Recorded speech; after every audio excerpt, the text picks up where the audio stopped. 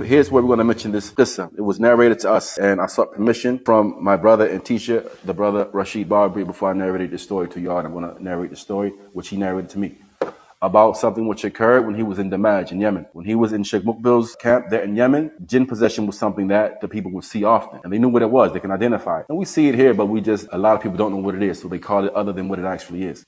But he mentioned how, while he was there, it was quite often that the people would be performing ruqya upon the people and so on and so forth. And there was a young brother whose brother was a sahir. He was a magician. And he was along with his brother, practicing magic and the likes. But the young brother repented, made tawbah, and he began seeking knowledge and learning, and he left the path of his brother. His brother got angry at him, and he put some jinn upon him. And so the jinn possessed him. And it would be times, he mentioned, that they would be in the salah, and as soon as the person leading the prayer started reciting, the young brother, he would break out of the front row and start running around the masjid, screaming. And he mentioned that some of the brothers came together and said they're going to recite over him. And so they had him in a room, and there were various brothers that were there reciting over him. And one of the brothers who was reciting over him, he challenged the jinn. Once the jinn started speaking upon his tongue, he told the jinn to leave him. And the jinn said no. So he challenged the jinn and said, well, leave him and come to me. The jinn said, I can't. The brother said, why? He said, because you are hafid of the Quran. You memorized the entire Quran. And so another brother in the rooms challenged the jinn as well. Said, leave him and come to me. He said, I can't. He said, why? He said, because you are also hafid of the Quran.